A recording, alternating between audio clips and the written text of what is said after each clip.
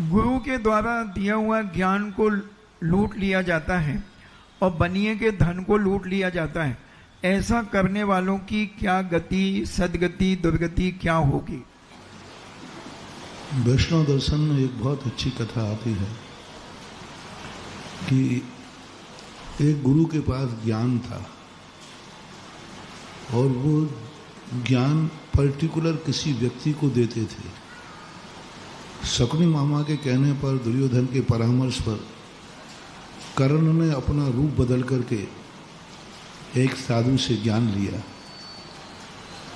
ज्ञान तो ले लिया, लेकिन बाद में जाकर के जब ज्ञान का अंतिम रूप आया तो गुरु ने कहा कि मुझे थोड़ा सा इस हिमालय से नीचे उतार दो। रास्ते में वो थक गए, बोले बेटा मैं तेरी जंघा पर सिर रख के सो रहा हूँ, बहुत थक गया हूँ, जब तक मेरी नींद न खुले तब तक तू मुझे जगाना नहीं।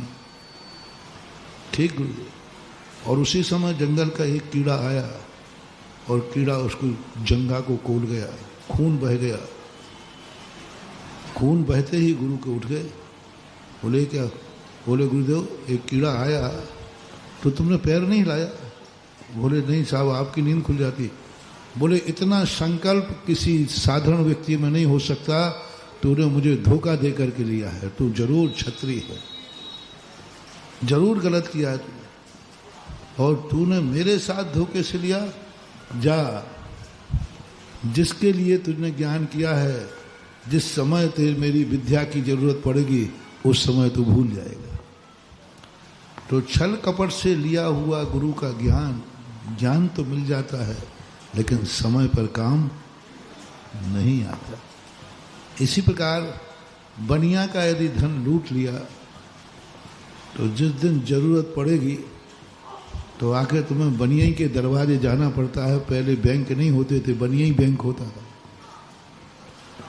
राजा सबसे ज्यादा बनियों को अपने राज्य के बीच में बसाता था, अपने महल के पास में बसाया था। राजस्थान वगैरह हमने सब देखा, जितने बनियों के घर थे पुराने, सब राजमहल के पास थे, सुरक्षा के साथ।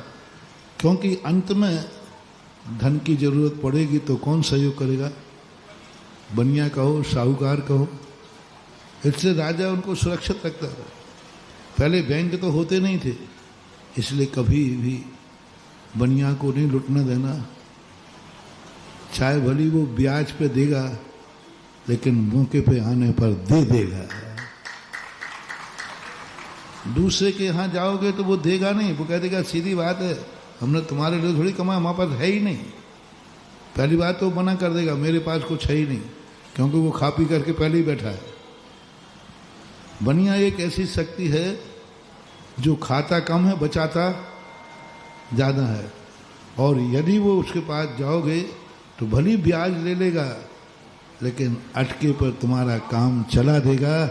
इसलिए बनिए को सुरक्षित रखना चाहिए, तभी तुम्हारी आवश्यकताओं पर वो काम आएगा। पूरे भारत में एकमात्र संत